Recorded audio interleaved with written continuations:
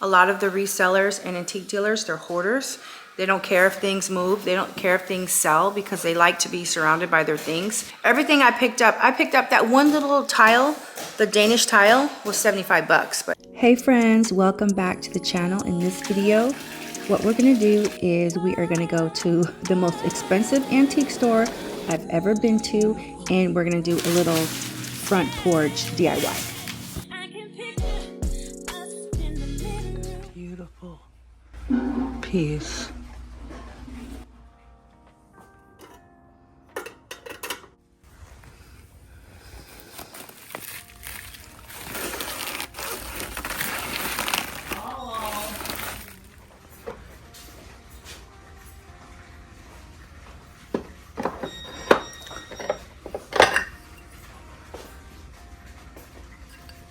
Beautiful. Okay guys, I had to get out of here quick, fast, and in a hurry because almost every single piece was $1,000. So I'm in Bakersfield. I'm going to check out Mill Creek Antique Mall. This is only $35. Pewter, vintage pewter bowl. That's cute for a little catch-all. This is cool. $600. Originally, I wanted to have something that goes all the way up for fall. That's way too much money. So I think I could have two things on this side, or I could have something kind of like hugging the front door. I could just hug one side. So I'm pretty much just going to tie a little knot with the floral tape.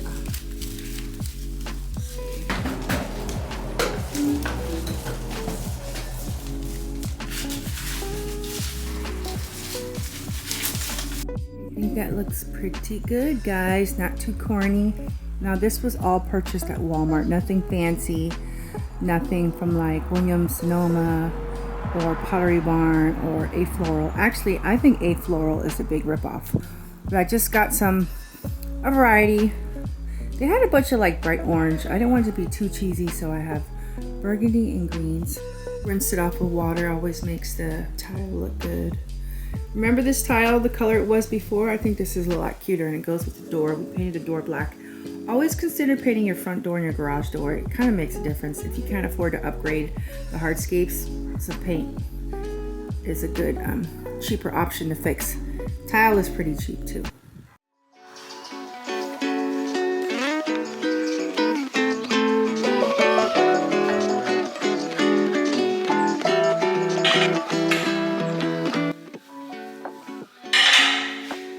Comes to here. Where are we going to put it? There's a few places, look. You can put it here.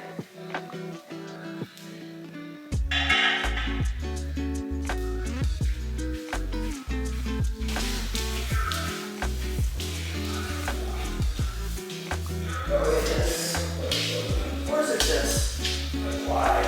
It's at the same I time. think it's this. There's something I don't like about this corner. I don't know if it's this, or if it's this. This. It's this. What do you think? This, huh? What's that thing? Standing up.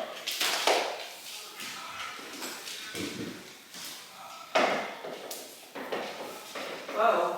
Is there actually, what was the temperature like out here?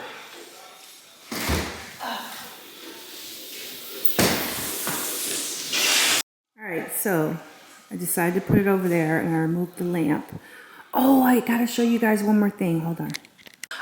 Make sure that your coffee has its sugar and cream. Silly little things, the other thing I got. I think it was only like $7. And the reason why I like the other antique mall, the prices were really fair. Like the tall pottery was $35, this was $7. One of the places out in Central California, they would have tried to charge like $29 for this, you know? And it's that old adage where they're like, a lot of the resellers and antique dealers, they're hoarders. They don't care if things move. They don't care if things sell because they like to be surrounded by their things. They're on pensions. they have a good income source already, or they're at a place in their life where they don't really need the money because their houses are paid off or whatever. They own this building where their shop is. So it's like they really don't care if they sell their things. But anyhow, this was a really good deal. So we're gonna put this upstairs in the shelf area in our bedroom. But that's it, guys. That's all I got for you. I was so good. That antique store was so expensive. And I mean, I know I try to be like a real housewife of California, but I just couldn't do it. I did not have the budget. And I didn't want to spend. I felt like it was overpriced. I said, can you budge on this $1,200 vintage European mirror from the 17th century or 18th century? And he was like, no. I was like, can you budge on these sterling silver candelabras for $1,200? He was like, no. Everything I picked up that one little tile, the Danish tile, was 75 bucks. But everything was so overpriced, I had to get out of there. And I apologize to them for wasting their time. You know, shopkeepers rule. Like, don't go in a shop, waste a bunch of time, not buy anything that's super tacky. But I think he understood. Like, his stuff was out of my league. Logan, can you stop a second? I do think he sources for a lot of designers. Like, a lot of Orange County interior designers would probably go to that antique store to source for their clients, you know. But they're working with bigger budgets. But anyways, thanks for watching, and I hope you guys are proud of me. I only bought 2 things.